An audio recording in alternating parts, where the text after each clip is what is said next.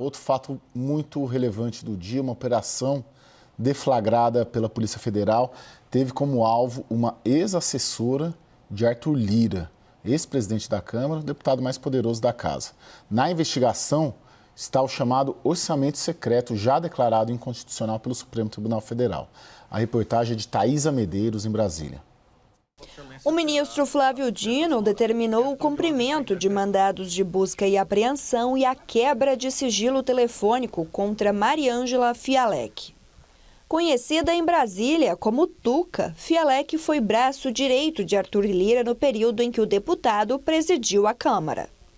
Para Dino, as investigações mostram fortes indícios de que Fialec integra uma estrutura voltada ao indevido direcionamento de emendas parlamentares e atuaria sob ordens diretas de Lira. O ministro reforça as suspeitas, citando depoimentos de deputados, como os de Adriana Ventura, do Novo, e de Glauber Braga. A PF, o parlamentar do PSOL, apontou que Lira pressionava deputados para direcionarem emendas de comissão para o estado de Alagoas, reduto eleitoral do ex-presidente da Câmara. A assessoria de Lira disse à CNN que não se manifestaria sobre a operação porque o parlamentar não é investigado. Já Fialec destacou que era responsável tecnicamente pela organização das emendas parlamentares, mas que sempre agiu de forma técnica e apartidária. De acordo com a Polícia Federal, Tuca não só controlava quais parlamentares e partidos receberiam recursos de emendas na gestão Arthur Lira, como ainda desempenharia um importante papel nas tentativas de burlar ordens do Supremo para pôr fim à prática do orçamento secreto já após a saída do deputado alagoano da presidência. As medidas desta sexta são um desdobramento da ação relatada por Dino no Supremo, que procura dar transparência à destinação e execução de emendas parlamentares. O magistrado também é relator de outras ações sobre estes recursos, como a que trata sobre a constitucionalidade das emendas impositivas. O Congresso já aprovou um projeto costurado em um plano de trabalho com os três poderes para dar transparência às emendas, mas a ação sobre o orçamento secreto segue em curso no STF, enquanto ainda são levantadas suspeitas sobre outras modalidades de destinação de recursos pelos parlamentares. A gestão das emendas é um dos principais alvos de insatisfação entre governo e parlamentares, que reclamam de uma suposta demora do Planalto para os pagamentos. Enquanto o Supremo se debruça em investigações sobre a destinação desses recursos, deputados e senadores avançam na inclusão de um calendário para a liberação destes valores no orçamento de 2026, que deve ser votado na semana que vem. Flávia, qual que é a temperatura do Supremo Tribunal Federal nesse conflito institucional com o Congresso? O Supremo hoje entrou na Câmara, o gabinete da Tuca, né, que é o apelido dela, fica na presidência da Câmara, uma ex-assessora do deputado mais poderoso, né, de Brasília, que é o Arthur Lira. Você vê ali uma ação apenas, vamos dizer, moralizante, entre aspas, da ação do Dino, ou uma tentativa mesmo de submeter o Congresso Nacional? Caio, eu acho que está um puxa daqui, estica de lá entre o Congresso e o Supremo, né? A gente começa a semana ali parecendo que vai ter um apaziguamento, que teve em relação à lei do impeachment ali, com o Gilmar e o Senado, né? Um cedeu alguma coisa, outro cedeu outra ali, e parecia que as coisas estavam, né, o Supremo e o Congresso estavam diminuindo um pouco a temperatura, e aí você sobe de novo com a questão da Carla Zambelli, a cassação, né, da Carla Zambelli, depois o Supremo vai lá e derruba a decisão da Câmara, e agora essa questão das emendas. Então a gente vê que as emendas estão os inquéritos, né, estão se aproximando mais de lideranças. Até então, o que a gente sabia, porque os inquéritos são sigilosos, os que estavam públicos, todos estavam ainda ali no baixo clero. Agora é que ele consegue se aproximar um pouco ali mais de uma liderança tão importante como Lira. Acho que sim, está meio num estique e puxa, acha que está num momento de tensão, num cabo de guerra ainda. forte e, pelo jeito, deve ir até o fim do ano. Jussara, da sua experiência em Brasília, você vê alguma possibilidade, não vou dizer nem no curto prazo, porque o ano já acabou, mas no médio prazo, de algum tipo de acerto, de estabilidade, ou vai ser assim, né? Olha, Caio, em algum momento eles vão ter que conversar, né? Porque a situação ela vem se agravando, há uma escalada. Concordo com você que a proximidade do recesso parlamentar, o fim também aqui do ano judiciário, que isso possa se arrastar mais um pouco. Mas em algum momento as forças vão ver que pode ter algum tipo de pacificação. Neste momento, ou de pacificação eu acho difícil, né? A palavra melhor é algum diálogo. Mas, como a gente está vendo a questão das emendas, que preocupa muito os parlamentares, isso é a grande questão aqui. Porque hoje, com essa operação da Polícia Federal, que mira uma ex-assessora do Arthur Lira, ex-presidente da Câmara, isso chama muito atenção porque essa busca e apreensão mira anotações, telefone, computador. E aí, a grande preocupação é quem pode ser comprometido também com o avançar das investigações. Então, o distanciamento dessa relação depende um pouco disso também, né? De quanto essa investigação vai trazer de novidades em relação a isso. Neste momento, a tensão, ela escala.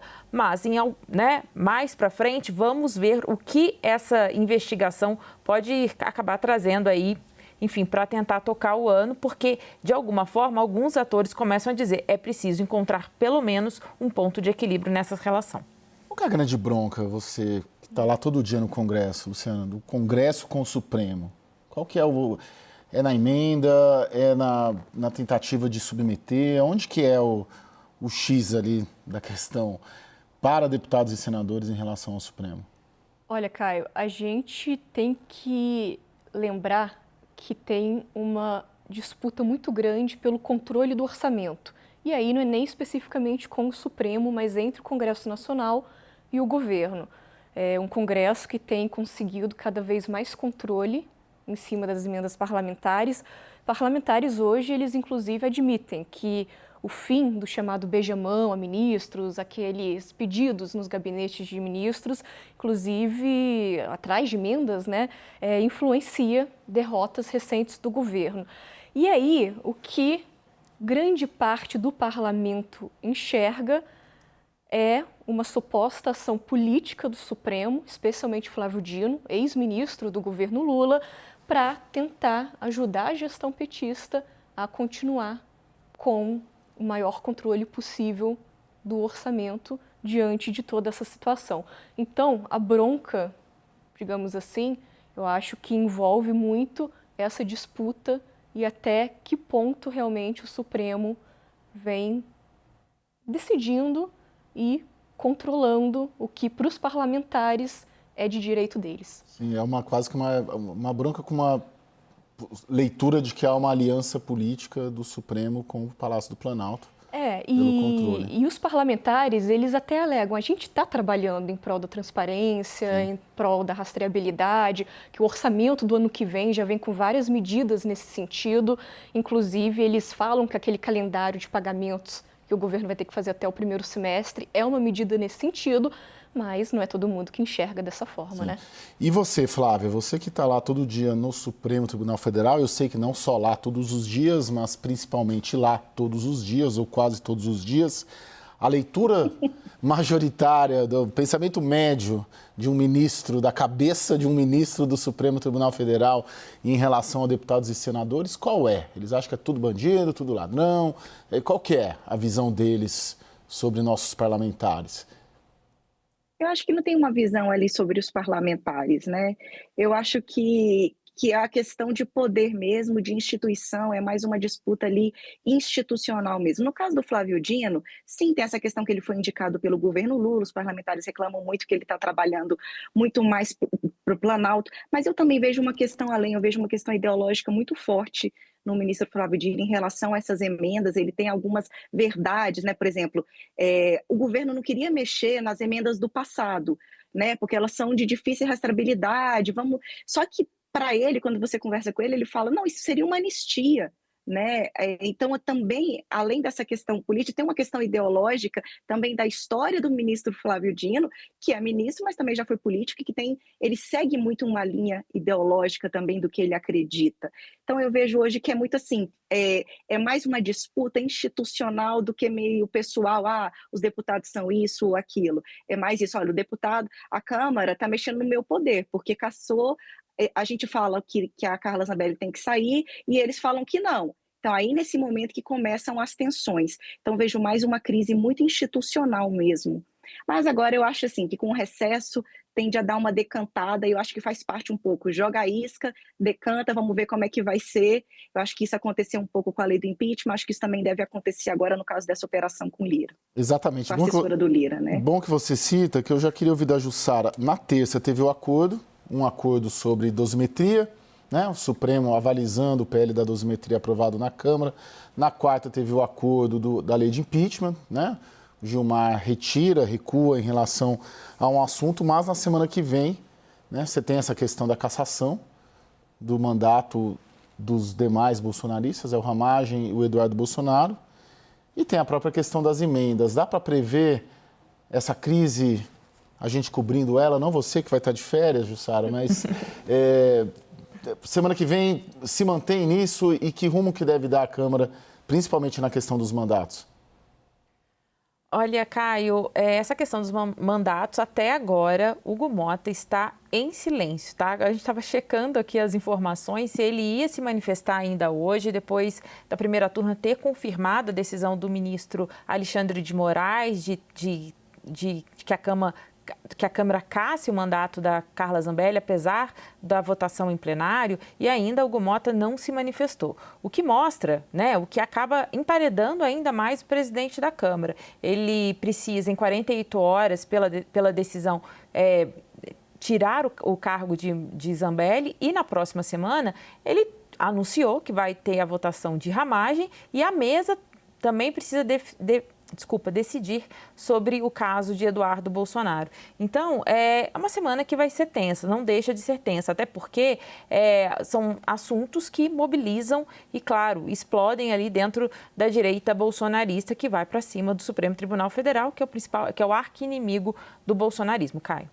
Eu tenho uma aposta, um palpite de que talvez essa decisão do Flávio Dino de hoje sirva para unir a Câmara e o Senado no momento de fragilidade do Hugo Motta, e alguma coisa vem aí no sentido de defesa das prerrogativas da Câmara e do Senado contra o Supremo.